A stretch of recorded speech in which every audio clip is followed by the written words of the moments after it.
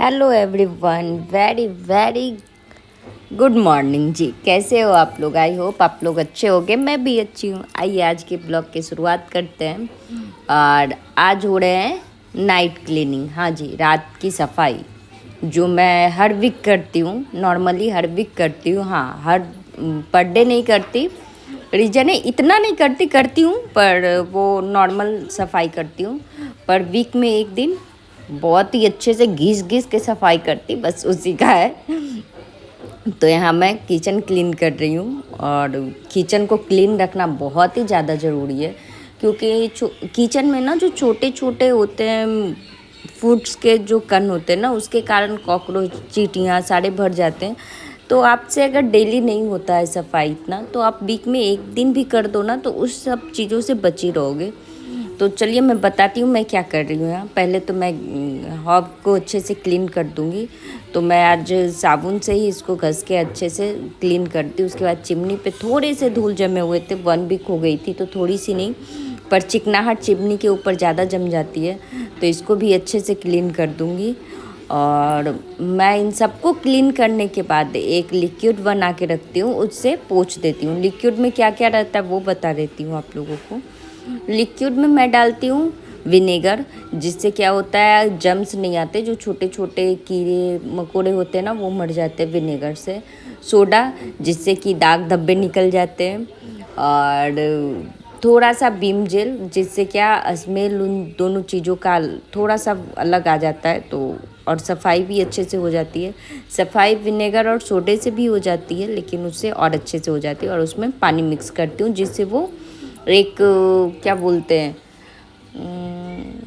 क्या बोलेंगे, जैसे आप लोग यूज करते हो ना कॉलिन, उस टाइप का बन जाता है।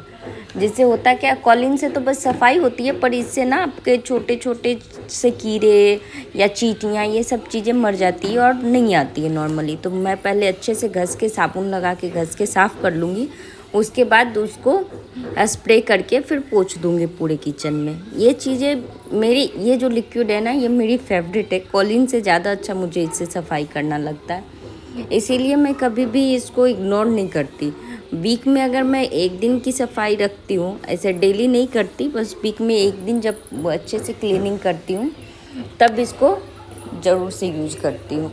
और ये बिना खर्चे वाली चीज़ है, इसमें एक भी पैसा मेरा नहीं जाता है और सफाई बहुत अच्छे से हो जाती है, जिस वजह से भी ये मेरा फेवरेट है। आप जो भी समझ लो, यहाँ मेरी किचन अच्छे से क्लीन हो गई है। अब क्लीन करने के बाद हॉप गैस के ऊपर से जितने भी निकले थे सबको धो दूँगी, क्योंकि उसके बर्नर हो गए, फिर हो ही जाता है गैस के ऊपर कुछ ना कुछ चीज़ें ऐसी रहती है जो कि आपको क्लीन करना बहुत ज़रूरी हो जाता है। तो उन सबको धो लूँगी। उसके बाद ये मतलब रात के लास्ट काम है क्लीनिंग का।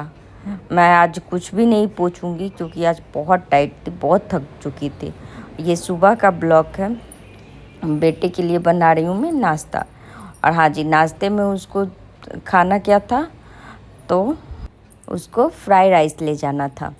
तो मैं पहले चावल बनने के लिए रख दी थी। चावल, क्योंकि डायरेक्ट चावल बनाओ और उसको फ्राई करो तो थोड़े से चिपकने लगते हैं, तो इसीलिए मैं जगी थी 5:30 बजे, तभी उसके लिए राइस रख दी थी और उसको ठंडा कर दी। अब उसको फ्राई करूँगी तो वो चिपकेंगे नहीं। आप तुरंत भी फ्राई कर सकते हो, पर वो राइस ना थोड़े से 95% ही कुक होने चाहिए। 100% कुक हो जाते तो वो ज़्यादा चिपक जाते हैं। तो यहाँ मैं पहले डाली घी, उसके बाद उसमें थोड़ा सा सरसों तेल डाली, तो क्योंकि वो जो डायरेक्ट घी में उसको पता नहीं कैसा लगता है, इसलिए खा तो लेता है घी, पर राइस में उसको कैसा लगता है ये पता नहीं था, इसलिए थोड़ा सा डाल दी। उसके बाद इसमें डाली जीरा। जीरा जब तड़क गया तो हींग डाली। हींग मैं इसलिए नॉर्मली उसके खाने में डालती हूँ, हींग से एसिडिटी नहीं बनते और जो भी उसके ये होंगे वो भी, उसका हाजमा सही रहेगा हींग डालने से। जब हींग सब अच्छे से तड़क गए तो उसमें डाल दी गोभी प्याज, दोनों अच्छे से भून के, फिर टमाटर और थोड़े से पनीर क्रश करके मैं डाल दी उसमें, क्योंकि अभी तो दाल ले नहीं जा सकता राइस के साथ तो लंच में, इसीलिए मैं सारे वेजिटेबल्स जो भी लगते हैं ना कि मुझे इसको खिलाने चाहिए, मैं इसमें ही क्रश करके डाल दी। और ये जब कुक हो गया, हाँ जी, मैं इसमें गाजर भी डाली थी, जो पता नहीं कहाँ मिस हो गया थोड़ी सी। तो सबको मैं अच्छे से कुक कर ली, जो कि एकदम सब्जी के जैसा कुक हो जाए। उसके बाद इसमें राइस डाल के उसको अच्छे से भून दूंगी। और राइस के सारे दाने अलग कर लीजिएगा, अगर एक दो गुलटी हो तो आप उसे भी तोड़ लीजिएगा। तो एक तो वो अच्छा भी नहीं लगता, ऊपर से वो थोड़े से अलग से दिखते इसलिए। तो मैं यहाँ गुलटी फोड़ रही थी राइस के जो भी थे। और देखिए राइस बिल्कुल भी नहीं चिपकने के दो रीज़न है। एक तो घी, और दूसरा वो थोड़ा सा ठंडा हो चुका था, जिसके वजह से वो चिपके नहीं। तो अब मैं उसका लंच लगा दूंगी, और वो खा के कुछ और जाएगा, वो राइस खा के नहीं जाएगा। उसको बस राइस ले जाने थे, क्योंकि कल वो किसी को देखा था स्कूल में राइस लाते हुए, इसलिए उसको राइस ले जाना था। और मैं फ्राई बस उसी के लायक फ्राई की हूँ। और थोड़ा सा एक्स्ट्रा मैं, बेटी जग गई थी, उसको दे दूँगी। उसको खाना होगा तो खाएगी, नहीं तो छोड़ देगी। और शॉर्ट ब्रेक के लिए लेके जाएगा मैंगो। हाँ जी, कट करके दे देती हूँ, शॉर्ट ब्रेक जल्दी हो जाता है। तो मैंगो कटे हुए मैंगो भी ख़राब नहीं होते। लगभग 1 घंटे के बाद इसके शॉर्ट ब्रेक हो जाते हैं, 8:30-9 बजे के आसपास। तो ये ख़राब नहीं होता।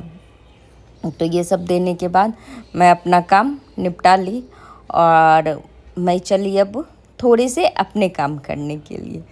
इसके लंच पैक कर दी सारी। इसके काम करने के बाद मैं झाड़ू लगा दूंगी, क्योंकि आज सिर्फ यही जा रहा है, अभी तक हस्बैंड ऑफिस नहीं गए। तो मैं इसको छोड़ के आती हूँ पहले। और बारिश तो ऐसे हाल बेहाल किए हुए हैं कि हर दूसरे दिन पूरे भर देती है सोसाइटी को। तो चलिए, बारिश का मौसम है तो होनी भी चाहिए, नहीं तो गर्मी इतनी तेज़ थी। तो यहाँ मेरे साहब जा रहे हैं, और ये पानी में जानबूझ के घुस के जा रहा था, तो मैं इसको डांटी। उसके बाद हम लोग चले गए घूमने के लिए, कि रात में कितने बारिश हुए थोड़ी देखूं। रात में आते हुए गीले भी हो गई थी, 2 दिन से थोड़ी सी बिजी चल रही थी। तो रात में बहुत ज़्यादा बारिश हुई थी। ये 7:30 बजे का टाइम है, और देखिए भगवान जी दूर दूर तक निकलने का नाम नहीं ले रहे। मौसम इतना ख़राब किए हुए था, मैं आते आते भी बूंदा बूंदी हो रही थी, लेकिन नज़ारे बहुत अच्छे थे बाढ़ के। हम लोग स्कूटी से राउंड लगा रहे थे, क्योंकि बहुत मज़े आ रहे थे। सच पूछिए तो इस मौसम में आप घूमने में इतना मज़ा आता ना, ये हाँ हाँ आनंद मिल जाते हैं। वहाँ से आने के बाद मैं बेटी को थोड़ा सा दूध पी, और देखिए गाने सुन रही है। ये साहबजादी के तो नखरे ही अलग है। ये जब तक इधर बिजी है, मैं बाकी का काम निपटा लेती हूँ। झाड़ू पोछा कर ली। उसके बाद हस्बैंड के लिए बनाने हैं लंच। हाँ जी, उनको भी जाना है ऑफिस, तो उनको भी मैं बना के दे दूँगी लंच। तो आज आलू उबले हुए नहीं थे, तो मैं एक साइड आलू कट करके उबालने के लिए रख दी थी, मतलब छील के कट करके, जैसा सब्जी में कटता है उस टाइप का काट के। तो जब तक उधर आलू उबलते हैं, मैं इधर अपना बाकी का फ्राई वाला काम कर लेती हूँ। तो प्याज और मिर्ची डाल के मैं इसको भूंज रही हूँ। जब ये भून गए तो उबले हुए आलू उधर से डायरेक्ट इसमें डाल दी। ये हुआ क्या, मतलब 60% ये कुक हो गया आलू। तो अब जल्दी से ये बन जाएंगे, इसमें ज़्यादा टाइम मुझे नहीं लगेगा। उसके बाद इसमें डाल दूँगी बैगन इसलिए बाद में डालती हूँ, क्योंकि ये जल्दी कुक हो जाते हैं। और आलू उबले हुए रहते हैं तब तो साथ में अच्छी करारी वाली सब्ज़ी बनती है। पर अगर उबले हुए नहीं है ना, तो बैगन एकदम से गायब हो जाएंगे और आलू नॉर्मल ही रह जाएंगे। इसीलिए मैं आलू पहले कुक कर ली। और दोनों सब्जियों को, बैगन और आलू को अच्छे से भूनने के बाद मैं उसमें डाल दूँगी मसाला। मसाले में मैं बेसिक मसाला डालती, कुछ भी ज़्यादा नहीं डालती हूँ। हल्दी, मिर्ची पाउडर और काली मिर्च, जीरे की पाउडर। और बैगन में लहसुन ज़रूर डालती हूँ, क्योंकि इसके बिना बैगन की सब्ज़ी बिल्कुल भी अच्छी नहीं लगती। तो लहसुन डाल दी। जब ये 80% कुक हो गए सारी चीज़, तब इसमें टमाटर डाली, क्योंकि ऐसा बोला जाता है कि टमाटर के खट्टेपन के कारण भी सब्जियाँ अच्छे से कुक नहीं होती है।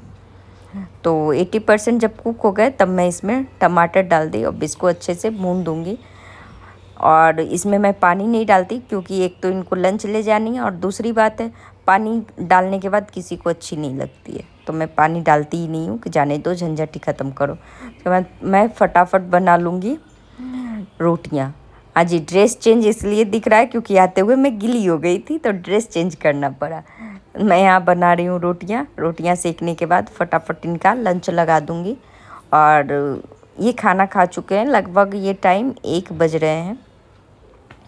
मैं आते ही पोछा दे के नहा धो भी ली थी। तो अब बस यही काम बचे हैं, लंच पैक करूँगी, उसके बाद ये चले जाएंगे ऑफिस। और ये ब्लॉग जो है वो परसों का है, मतलब वेडनेसडे की है। थर्सडे, फ्राइडे नहीं, थर्सडे की है, सॉरी थर्सडे की है। सारे लोग चले गए अपने अपने जगह पे, मैं लेके बैठी हूँ बेटी को पढ़ाने, क्योंकि मोस्ट इम्पोर्टेंट चीज़ है, मैं इसको लिखना सिखा रही हूँ। और क्या ट्रिक है मैं अगले वीडियो में बताऊँगी, क्योंकि ये थोड़ा सा ज़्यादा लॉन्ग हो जाता है। तो अगर वीडियो अच्छा लगे तो लाइक शेयर एंड सब्सक्राइब ज़रूर कीजिएगा और कमेंट करके मुझे भी बताइएगा। और सच पूछिए तो बेटी को लिखने के लिए सिखा रही हूँ, पर ऐसा लग रहा है कि खुद पढ़ने के लिए सीख रही हूँ। तो चलिए मिलते हैं कल, तब तक के लिए अपना ध्यान रखें, अपने